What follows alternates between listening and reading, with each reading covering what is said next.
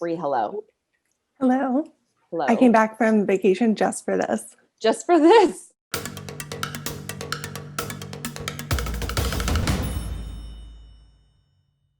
Bree, we have you here to talk with us today about talk to us. I won't get too deeply into it, but you're going to help everybody who's trying to get their 2021 started off on a really good foot with more and better work.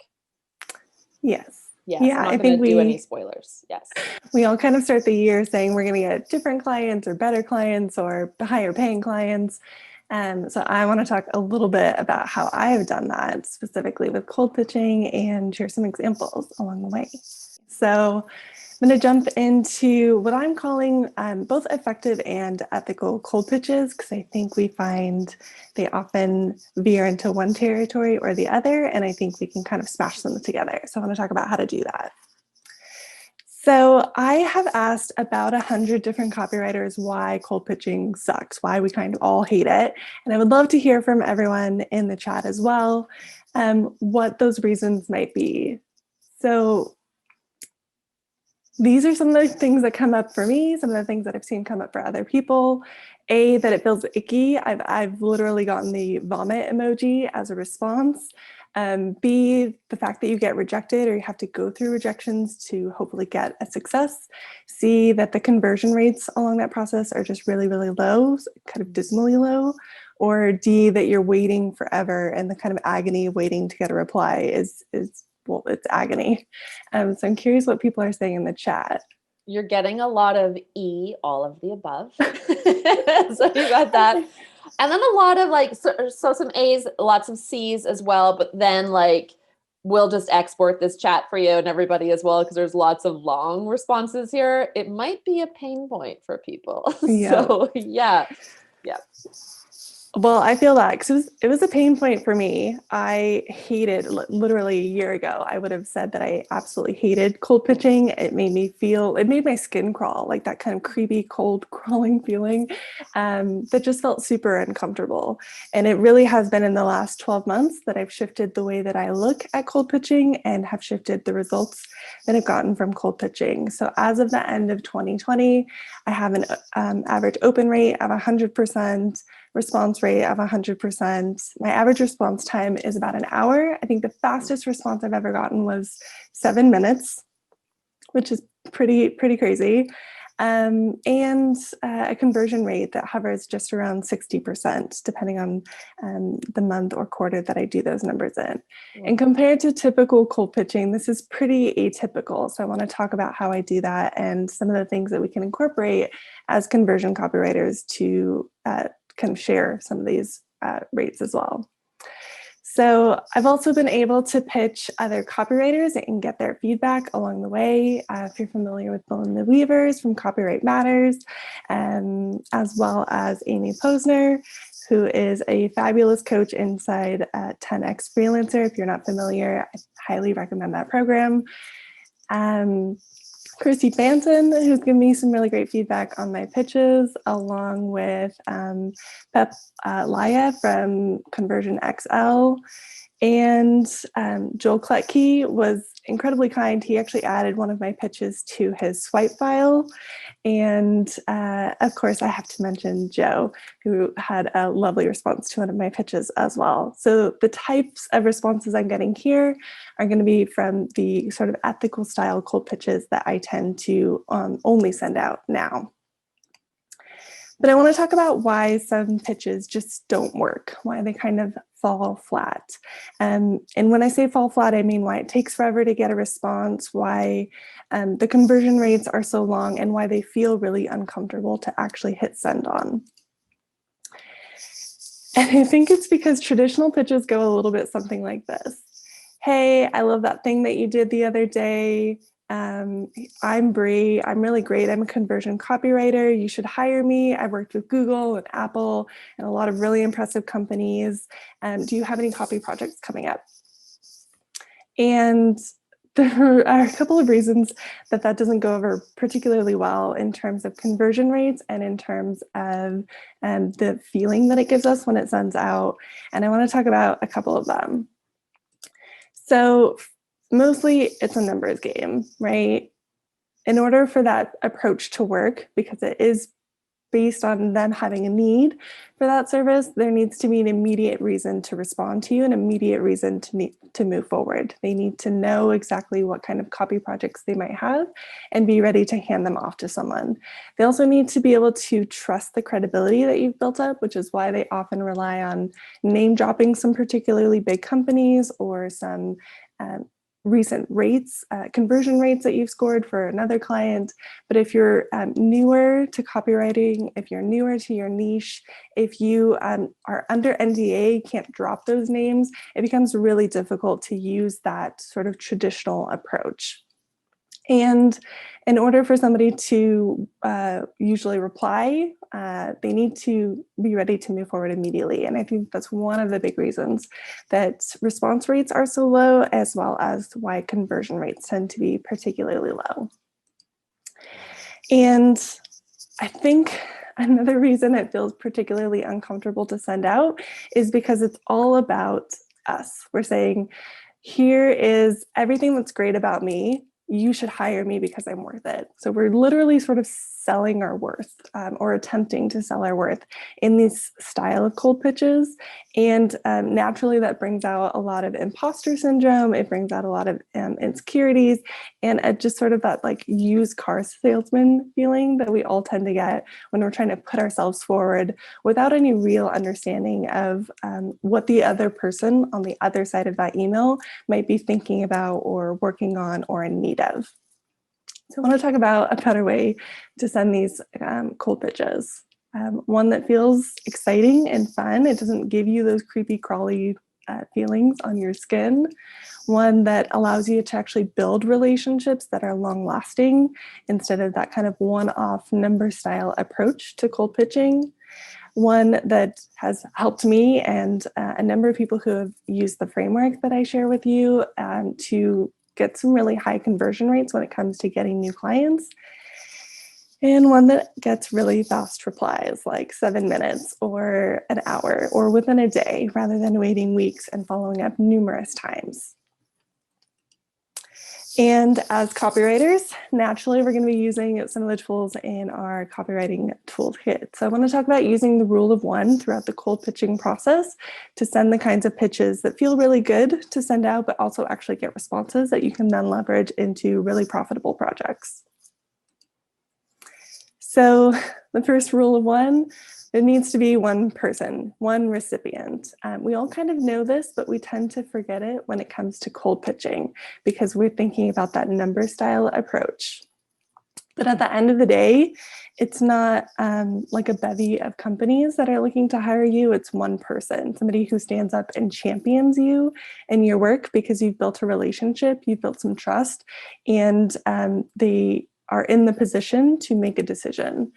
And according to the conversion rates, the lower the recipient pool, the higher the conversion rate. So if you're able to narrow that down to one and ensure that the person that you are sending that pitch to is actually the decision maker who gets to potentially move the hiring process forward, this is probably the biggest reason I have found when switching from that number style approach to actually getting conversion rates and at least response rates.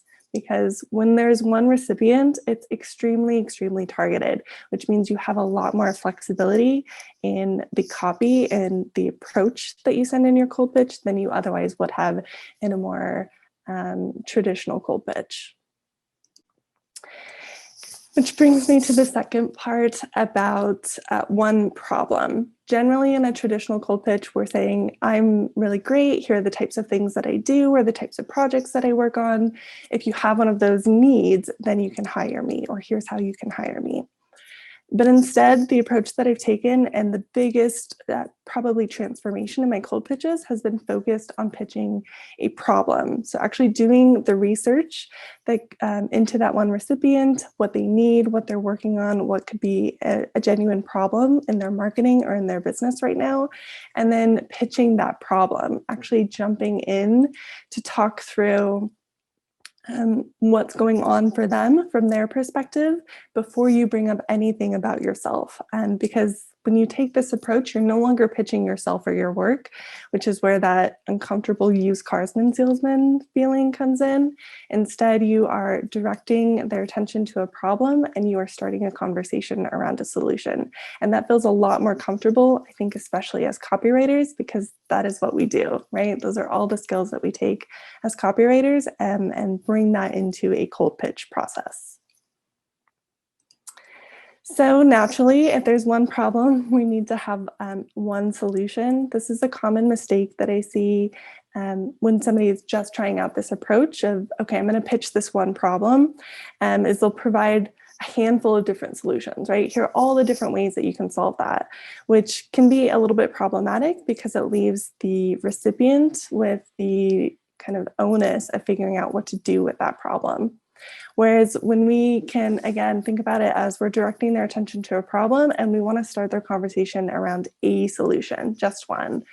And the other problem that I see kind of popping up is that we often pitch ourselves as the solution, but we're not the project, the solution to that problem. So for example, a lot of the projects that I've pitched have been around sales pages or funnels that include a sales page. So sales page is the copy solution in that case, and I am the one coming in to implement it. I'm the product in that case. So if you can start with the recipient, understanding who they are, work down into the problem that they have and what's creating some pain for them, find a specific solution that you can offer up to them, and then you're going to be positioning yourself as the product. Which again, it means that the pitch isn't about you. In the pitches that I send, they are relatively lengthy compared to traditional pitches because I'm spending a lot of time detailing that problem and outlining a solution. And I usually have about 1 or 2 lines dedicated to myself, if at all, which is really, really different than the traditional cold pitches, which are very much about the sender. So imagine if you were to get an email in your inbox that is from a stranger, someone you don't know, but it's all about you, saying, hey, I notice this is a problem that you have. I know how difficult that is for you right now. I have a solution. I know how to implement it, and let's have a conversation about what that would look like. That's an entirely different feeling than most of the kind of negative associations that we have with traditional cold pitches coming in. So when we start to think about it from that perspective, it becomes sort of a win-win for both us as senders and recipients of these types of cold pitches. And of course, like everything in copywriting, we really want to focus it down to a single call to action. And it's probably not going to be a phone call. So I think we often, when we're sending a cold pitch, will direct someone to a portfolio or a case study or ask for a phone call, just something to sort of start to continue building trust, continue adding credibility for ourselves, and start to just move the project forward, right? The process of being hired. But in reality, again, if we want to think about this as we're directing their attention to a problem, and we're starting a conversation around a solution, that means we need to actually have that conversation and really start to understand, not just from our perspective of getting hired, but from the recipient's perspective of like, what do they actually need to do to move this forward? What do they need to believe? What do they need to feel? What do they need to know? Starting to understand that from our recipient's point of view will really help us understand the minimum viable ask that we can make to actually move that conversation forward. Because we're not really looking for someone to say, yes, I'm going to hire you at this point in the stage. We're still pretty early in our prospecting, and we're really starting to get a micro guess. Are they interested? Is this a problem or a pain that they have? Is this a solution that they'd be interested in hearing more information about? Have they talked with other copywriters? And those types of bits of information that we can collect on our way to potentially turning and leveraging that conversation into a project. So one of the most, I think, common asks that I will make is getting permission or buy-in. Like, is this a problem for you? Is this something that you're looking to get more information on? I like to send Loom videos. I enjoy showing up on videos. I like to send a Loom video where I'll kind of walking them through the next step of like, here's what that project would look like, or here's what working together would look like, or kind of just rehashing the pitch, because we can repeat ourselves in the prospecting process. Often it's helpful to do so, and being able to really kind of future pace a little bit for our recipient what that project or the process of solving that problem might look like can be really helpful to actually turning that into a conversation about a project and actually working together. So to quickly recap, we want to send to one recipient. This really helps to boost reply rates. I think this is the real reason that I get 100% response rates and why I get responses so quickly. We want to pitch a single problem. So we're no longer pitching ourselves. We're not pitching our work. We're not pitching copywriting in general. We're pitching a problem, specific one problem that our recipient has. And then we're going to present one solution. Just to make it an easy yes, or an easy way to start that conversation about what that solution being implemented might actually look like, positioning ourselves as the product. And then we're giving a single call to action, whatever that minimum viable ask is, to move the conversation forward and actually start to have that conversation about what that solution would look like. And if this is piquing your interest, you want to learn a little bit more about kind of the step-by-step process of how to do this, I have done a masterclass on this entire framework about how to send these cold pitches, and what has landed me 5-figure projects almost exclusively from cold pitches. I have the link down below, and I think Ange can chat that out. It is a paid masterclass, but the Copyhackers price is and always will be $37. It'll be going up to $97 later this month. So as long as you use that link, you'll be able to get it for that special price. Love it.